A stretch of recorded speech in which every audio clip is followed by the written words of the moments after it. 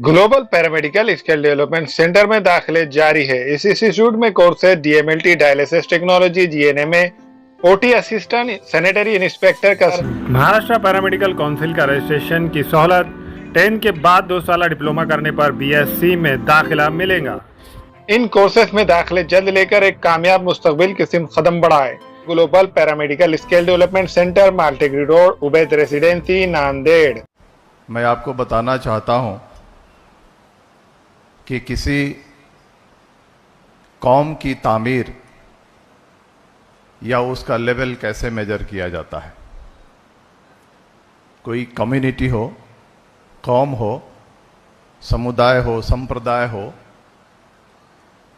वो आगे जाएगी या पीछे जाएगी, उसका मेयार कैसा है, वो मुख्य धारा में है या मुख्य धारा के बाहर है, उसकी चिंताओं और उसके कंसर्न्स को गवर्नमेंट मानेगी या नहीं मानेगी, ये इन बातों पे मुनहसर करता है कि उस कौम में ह्यूमन कैपिटल कैसा है।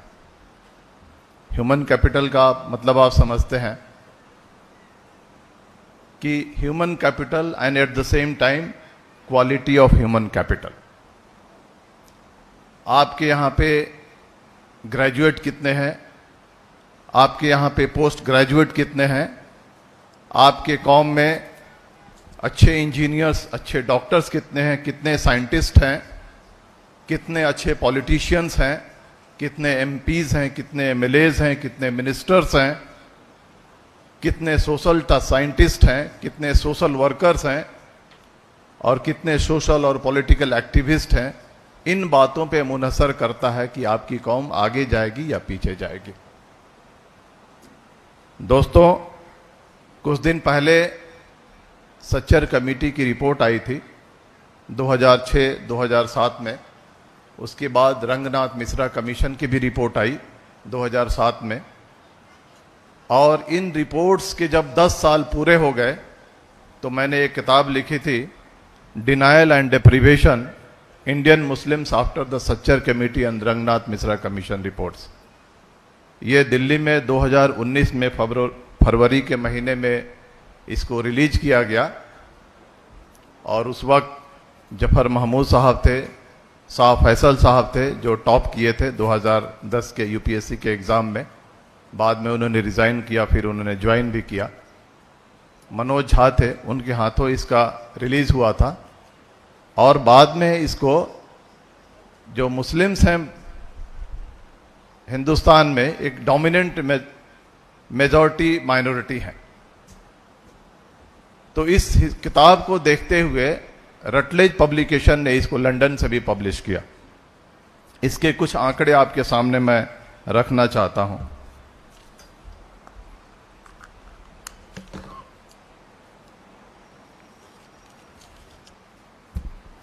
2011 के सेंसस के मुताबिक मुसलमानों में लिटरेसी रेट जो है वो 68.5 है। नेशनल एवरेज जो है वो 73% है, यानी लगभग 4.5% नेशनल एवरेज से आप कम है। सिर्फ शेड्यूल कास्ट और शेड्यूल ट्राइब हैं जो हमसे पीछे हैं। मुसलमानों में जो ग्रेजुएट्स हैं वो 5% हैं। और 2016 के एक रिपोर्ट के मुताबिक जो ग्रेजुएशन इनरोलमेंट रेट है मुसलमानों में वो 4.4% है, जबकि आबादी में आपकी हिस्सेदारी कितनी है? 14.2% है। टेक्निकल ग्रेजुएट्स 0.3%, यानी 1000 में आपके जो 1000 यूथ हैं 20 साल के ऊपर, उनमें से 3 ही यूथ ऐसे हैं कि जो टेक्निकल ग्रेजुएट हैं। और ग्रेजुएट जो सर्टिफिकेट हैं धारी हैं वो 0.8% है। आईआईटी में आपका जो परसेंटेज है लगभग 1.5% है। आईआईएम में आप 1% के करीब हैं। जवाहर नवोदय विद्यालय और देश के जो प्रीमियम मेडिकल कॉलेजेज हैं, प्रीमियम जो इंजीनियरिंग कॉलेजेज हैं, वहाँ पे भी आपकी जो हिस्सेदारी है, जो परसेंटेज है, वह बहुत ही निराशाजनक है। ये तो रही तालीम। इसके बाद आपका परसेंटेज हम बताते हैं कि गवर्नमेंट एम्प्लॉयमेंट में यानी नौकरी में आपकी कितनी हिस्सेदारी है। ये हमेशा याद रखिए कि 2011 के सेंसस के मुताबिक आबादी में आपकी हिस्सेदारी 14.2% है, लेकिन सरकारी नौकरियों में, सेंट्रल गवर्नमेंट के नौकरियों में आपकी हिस्सेदारी सिर्फ और सिर्फ 4% है। यूपीएससी में 3.34%, इतने सारे कोचिंग इंस्टीट्यूट चलाने के बावजूद 3.25% हैं। सीडीएस में कंबाइंड डिफेंस सर्विस एग्जाम होता है, उसमें 2% से कम है आप। एनडीए में अभी अंसारी साहब जिक्र कर रहे थे, वहां पे आपकी हिस्सेदारी 1.9% है। वकीलों में आपकी हिस्सेदारी कम है, जजेस में आपकी हिस्सेदारी कम है, पुलिस में आपकी हिस्सेदारी लगभग 6% के आसपास है। और यह हिस्सेदारी जम्मू एंड कश्मीर के पुलिस को मिला करके है, जहां पे मुसलमानों की आबादी बहुत ज्यादा है। अगर जम्मू एंड कश्मीर के पॉपुलेशन को अगर हम बाहर निकाल दें तो बाकी रियासतों में पुलिस में मुसलमानों की हिस्सेदारी सिर्फ 4.2% है। इससे अंदाजा लगाइए कि आपका ह्यूमन कैपिटल कैसा है और आपका माशरा कैसा है, आपका कौम कैसा है। आपका कौम मुख्य धारा में रहेगा, आगे जाएगा, ये पीछे जाएगा। दोस्तों, ये उस कौम के हालात हैं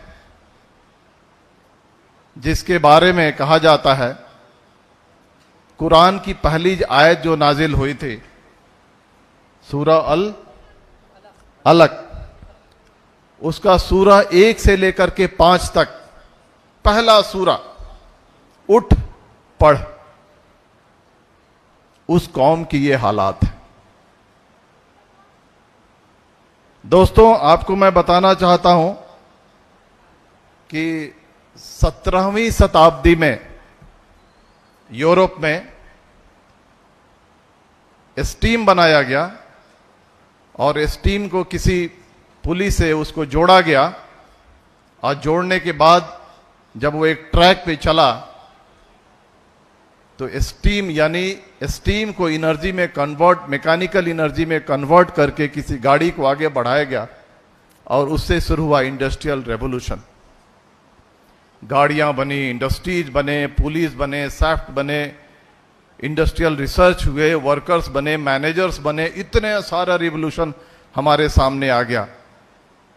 लेकिन उस रेवोल्यूशन के पहले भी एक रेवोल्यूशन आया था, एजुकेशनल रेवोल्यूशन, जो अरब वर्ल्ड में मौजूद था। मैं आपको बताना चाहता हूं आपकी जानकारी के लिए,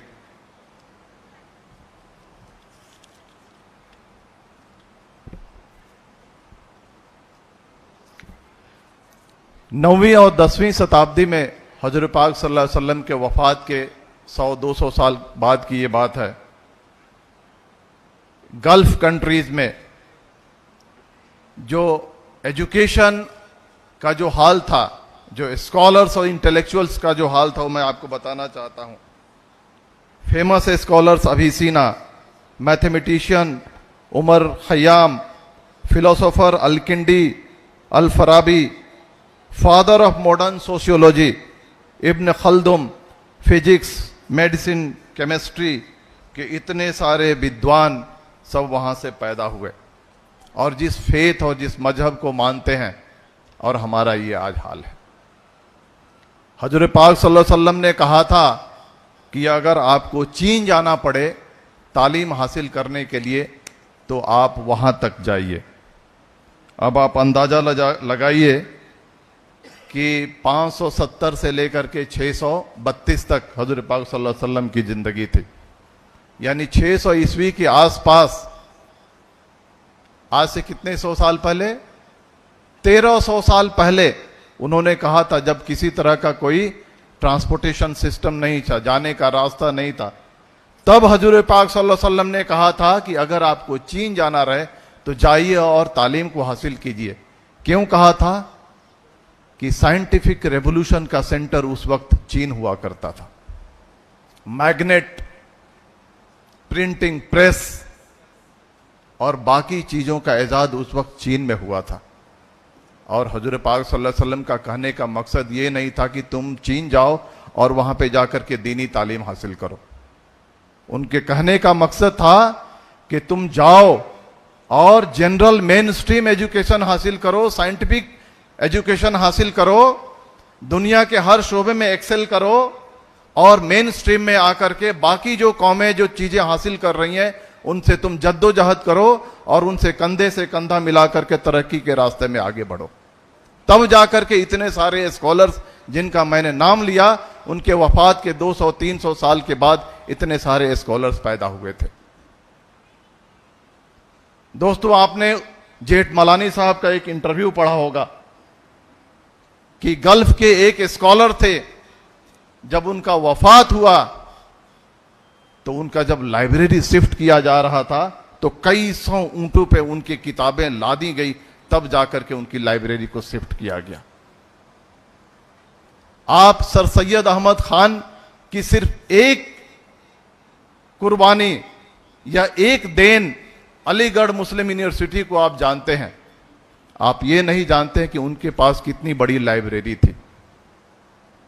आज आप जाकर के देखिए, चाहे वो राहुल गांधी हो, सोनिया गांधी हो, मनमोहन सिंह हो या और भी बड़े बड़े पॉलिटिशियंस हो जो आकर के हमारे सामने, असदुद्दीन ओवैसी साहब हो या बाकी जो लीडर्स हैं, आकर के पब्लिक फोरम पे जब बातें करते हैं तो धड़ल्ले से और कॉन्फिडेंस के साथ बड़ी बड़ी बातें क्यों करते हैं? क्योंकि वो पढ़ते हैं। जब आप उनके घर का फोटो देखेंगे तो जहां बैठे हैं तो उनके पीछे लाइब्रेरी हुआ करती है।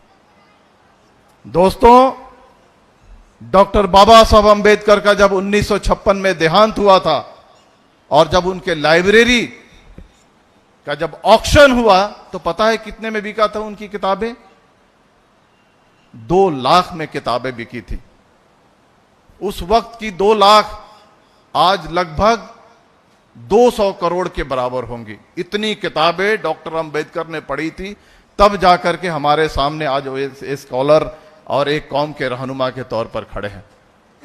आपसे मैं ये कहना चाहता हूं दोस्तों कि अपने को बदलने का, अपने कुंबे को बदलने का, अपने माशरे को बदलने का, अपने कौम को बदलने का और अपने मुल्क को बदलने का एक ही रास्ता है कि अपना नाता तालीम से जोड़ो। अगर आप तालीम हासिल करेंगे तभी एक अच्छा शहरी बनेंगे। अगर आप अच्छा तालीम हासिल करेंगे तभी आप अपने कुंबे को बेहतर बनाएंगे। अच्छा तालीम हासिल करेंगे तभी जाकर के आप अपने माशरे और अपने कम्युनिटी को बेहतर बनाएंगे, और जब कम्युनिटी बेहतर बनेगी तो अपना मुल्क भी बेहतर बनेगा। मैं आपको कहना चाहता हूं कि इस किताब में लिखा हुआ है 3 तरह के इनिशिएटिव्स होते हैं: state level initiative, community initiative, individual initiative. दोस्तों, देश में पॉलिटिकल सिचुएशंस ऐसे हैं कि स्टेट लेवल का इनिशिएटिव यानी गवर्नमेंट इनिशिएटिव आपके हाथ में नहीं है। पहले के जो स्कीमें शुरू हुई थी ये गवर्नमेंट उनको बंद कर रही है। आपको रिजर्वेशन दिया जा रहा था, उसको खत्म करने पे तुली हुई है। कैसे आपको एम्प्लॉयमेंट से दूर किया जाए, कैसे आपके अपॉर्चुनिटीज को खत्म किया जाए, कैसे आपको तालीम से दूर रखा जाए, इस बात पे सरकार काम कर रही है। इस सिचुएशन में आपकी जिम्मेदारी है 2 लेवल पे काम करने की, कम्युनिटी लेवल इनिशिएटिव और इंडिविजुअल इनिशिएटिव। मैं कहना चाहता हूं कि स्कूलों में जा करके नाम लिखा करके तालीम हासिल करने से किसी ने आपको रोका है क्या? किसी ने नहीं रोका। इदरीस अंसारी साहब ने इतने सारे कॉम्पिटिटिव एग्जाम्स का नाम लिया, आईआईटी हो, आईआईएम हो, यूपीएससी हो, आईआईटी हो, नीट हो, बाकी कॉम्पिटिटिव एग्जाम्स हो, उसमें बैठ करके अपीयर होकर के नौकरी हासिल करने से किसी ने रोका है कि आपको? कमी आप में है कि आप मेहनत नहीं करते हैं। दोस्तों, मैं आपसे कहना चाहता हूं कि जब तक आप कड़ी मेहनत नहीं करेंगे, बड़ा टारगेट नहीं सेट करेंगे और उस टारगेट को हासिल करने के लिए कुर्बानी नहीं देंगे, मेहनत नहीं करेंगे, तब तक कि आप उस टारगेट को हासिल नहीं कर सकते। यहाँ पे जितने 75% से ऊपर मार्क्स वाले बच्चे यहाँ पे मौजूद हैं, सबसे पहले तो आपको मैं मुबारकबाद पेश करता हूँ और आपको दुआ भी देता हूँ कि आप अपने अपने ज़िंदगी में जो आपके दिल में है उस चीज़ को हासिल कीजिए। लेकिन मैं आपसे ये भी वार्निंग भी आपको देता हूँ कि आजकल की जो ज़िंदगी है फास्ट चेंजिंग ज़िंदगी है। इसमें सरवाइव करने के लिए आपको कड़ी से कड़ी मेहनत करनी पड़ेगी। आपको ज़्यादा से ज़्यादा तकलीफें उठानी पड़ेगी, कुर्बानी देनी पड़ेगी, तब जाकर के आप चीज़ों को हासिल करेंगे। आप इंजीनियरिंग में जाइए, अच्छे डॉक्टर्स बनिए। कौम को आज क्या चीज़ की ज़रूरत है? अच्छे वकीलों की ज़रूरत है। कौम को आज अच्छे जर्नलिस्ट की ज़रूरत है। अच्छे जर्नलिस्ट बनिए। जब हम पढ़ते थे तो कहा जाता था कि आप इंजीनियर्स और डॉक्टर्स बनो, अदरवाइज आप किसी काम के नहीं हैं। लेकिन आज दुनिया पूरी तरह से बदल गई है।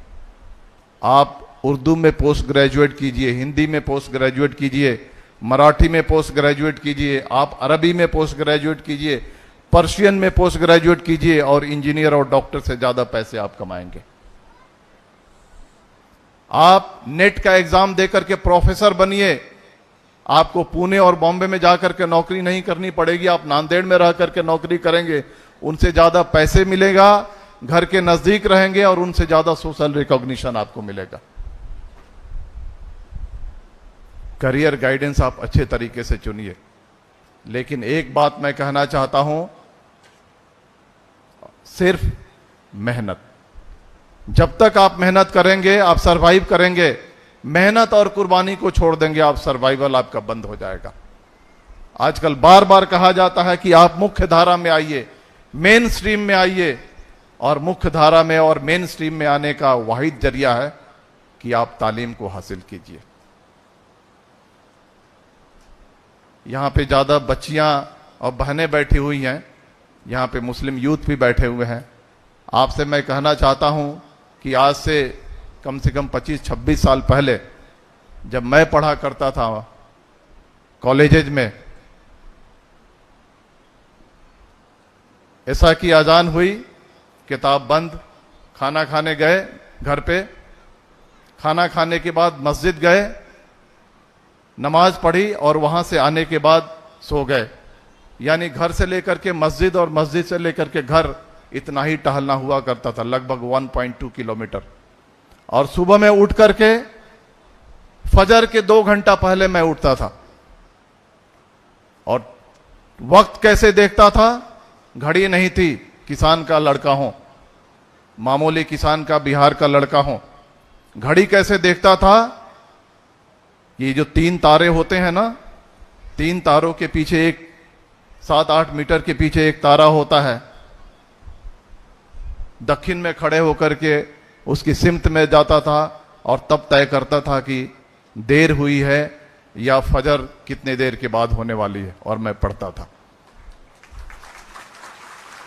पढ़ने के लिए आपको घड़ी की जरूरत नहीं है, पढ़ने के लिए आपको मोबाइल की जरूरत नहीं है। पढ़ने के लिए क्या जरूरत है? ईमानदारी की जरूरत है। पढ़ने के लिए क्या जरूरत है? जज्बे की जरूरत है, मोटिवेशन की जरूरत है, मेहनत की जरूरत है, कुर्बानी की जरूरत है।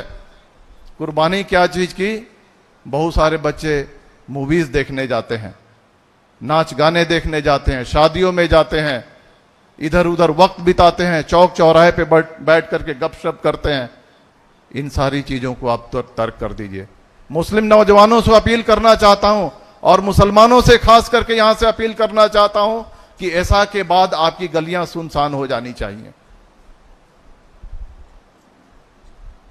बंद कर दीजिए खाने के होटल, बंद कर दीजिए ये गहमागहमी, बंद कर दीजिए चहल पहल, और ऐसा के बाद अपने मोहल्लों को सुनसान कर दीजिए और फजर के वक्त उठिए और फजर के नमाज पढ़ने के बाद पहनिए जूते और टी शर्ट, मैदानों में जाकर के टहलने के आने के बाद 6:30 से लेकर के 10:30 तक जब आप उठा करते हैं 4 घंटे, उस वक्त तक 6:30 से लेकर 10:30 तक आप आधे दिन का काम कर लेंगे। आप जाइए मारवाड़ियों के मोहल्ले में, आप जाइए सिंधियों के मोहल्ले में। हमारे एक कमिश्नर हुआ करते थे, उनका नाम नहीं लूंगा, 6:30 बजे उठते थे, 11 बजे ऑफिस पहुंचते थे और 10:30 तक 4 घंटे में पूरे दिन का काम कर लिया करते थे। और कहते थे कि मारवाड़ियों के मोहल्ले में जाओ रहमान, सुबह उठ करके 6 बजे से लेकर के 9, 9:30, 10 तक पूरे आधे दिन का काम वो कर लेते। सीखिए उन लोगों से। आज जाइए आप मुस्लिम मोहल्लों में, आप देखिए क्या रौनकें हैं। हमारे गलियां और हमारे मोहल्ले किस चीज के लिए मशहूर है। सब चीजों को तर्क कीजिए, कम्युनिटी ऐसे नहीं बनता है। आप हजूर पाक सल्लल्लाहु अलैहि वसल्लम की जिंदगी को पढ़िए। अभी मौलाना कह रहे थे कि उमर फारूक रज़ियल्लाहु ताला अन्हु की जिंदगी को पढ़िए, उस्मान गनी रज़ियल्लाहु ताला अन्हु की जिंदगी को पढ़िए, सलाउद्दीन अयूबी की जिंदगी को पढ़िए, बड़े बड़े जो बादशाह हुए हैं उनकी जिंदगी को पढ़िए, शिवाजी महाराज की जिंदगी को पढ़िए, महात्मा गांधी की जिंदगी को पढ़िए, डॉक्टर अंबेडकर की जिंदगी को पढ़िए, जवाहरलाल नेहरू की जिंदगी को पढ़िए और वहां से आप सबक लीजिए कि आगे कैसे बढ़ना। गपशप मार करके चौक चौराहे पे बैठ करके और निहारी और बिरयानी खा करके माशरे की तामीर नहीं होगी। तो दोस्तों, मैं आपसे कहना चाहता हूं, बच्चियों, आपने 75% से ऊपर नंबर जरूर लाया है, लेकिन आज एक गांठ बांध लीजिए, एक रिजॉल्व लीजिए, एक प्रण लीजिए, एक कसम खाइए कि हमको ये चीज बननी है। मुझे डॉक्टर बनना है, मुझे आईआईटी से इंजीनियर बनना है, बाकी किसी और इंस्टीट्यूट से नहीं। मुझे साइंटिस्ट बनना है, मुझे पॉलिटिशियन बनना है, मुझे एमपी बनना है, मुझे एमएलए बनना है, मुझे पीएचडी करना है उर्दू में या कुछ और करना है। आज से कसम खाइए और सिर्फ उसी को सामने देखिए और वो टारगेट जो आपसे डिमांड करता है उसको पूरा करने के लिए आप तैयार रहिए। मुझे उम्मीद है कि आप अपने टारगेट को बिल्कुल हासिल करेंगे। और एक बार फिर मैं कहना चाहता हूं कि आप अपने मकसद को पूरा करने के लिए सिर्फ और सिर्फ तालीम का ही सहारा ले सकते हैं। बाकी और किसी चीज से आपका, आपके कुंबे का और माशरे की तामीर नहीं होगी। जाते जाते सिर्फ मैं एक शेर पढ़ूंगा और आपसे रुखसत लूंगा। ख्वाहिशों से नहीं गिरते फल झोली में, दरख्त की शाख को मेरे दोस्त हिलाना होगा। किसी पेड़ के नीचे खड़े हो जाएं और यह आस लगा लें कि आम गिरेगा और हम खा करके चले जाएंगे, तो यह मुमकिन नहीं है दोस्तों। आपको जद्दोजहद करनी पड़ेगी, आपको कोशिश करनी पड़ेगी। ख्वाहिशों से नहीं गिरते फल झोली में, दरख्त की शाख को मेरे दोस्त हिलाना होगा। कुछ नहीं होगा कोसने से अंधेरे को, अपने हिस्से का दिया खुद ही जलाना होगा। बहुत बहुत शुक्रिया खास करके इस प्रोग्राम के मुंतजमीन और फारूक अहमद साहब का कि उन्होंने इतना अच्छा प्रोग्राम ऑर्गेनाइज किया और यहाँ आने का मौका दिया। मैं उनका शुक्रिया अदा करना चाहता हूँ। और फारूक अहमद साहब, आपको बताना चाहता हूँ, हमारे यंग डीवाईएसपी साहब हैं, उनको भी बताना चाहता हूँ और नांदेड़ के लोगों को बताना चाहता हूँ कि दोस्तों 1999 के जनवरी में डिस्ट्रिक्ट ट्रेनिंग के लिए पहली बार जब मैं बिहार से नासिक आया था, तो नासिक से पहली बार नांदेड़ के सरजमीन पर मैंने कदम रखा था और यहीं से डिस्ट्रिक्ट ट्रेनिंग पूरा करने के बाद मैं लातूर गया था। तो आपके सामने कई लोगों की जिंदगियां हैं, उनको पढ़िए और कामयाबी हासिल करने की कोशिश कीजिए।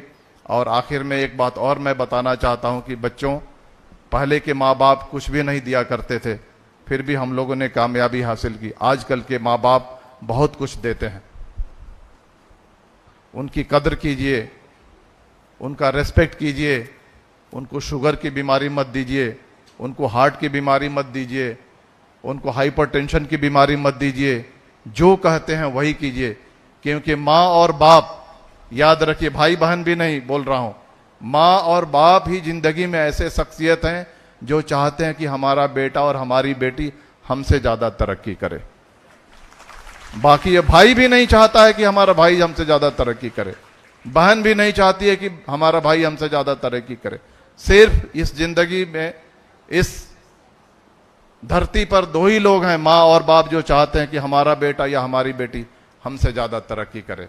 तो जाइए, अच्छे से पढ़िए, कामयाबी हासिल कीजिए। बहुत बहुत शुक्रिया, धन्यवाद। जय हिंद, जय भारत।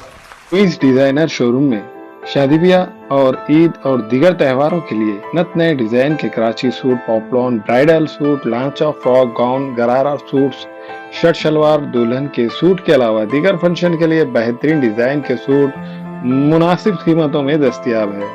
बरकत complex road, Baba petrol pump के करीब, queens designer suit and emporium, Nanded. अस्सलाम वालेकुम, मैं अखिल मिर्जा। हमें उम्मीद है कि आपको हमारा चैनल अच्छा लगता होगा। लेटेस्ट न्यूज अपडेट के लिए देखते रहे नांदेड़ उर्दू न्यूज, और न्यूज के पसंद आने पर लाइक, शेयर और सब्सक्राइब करना ना भूलें।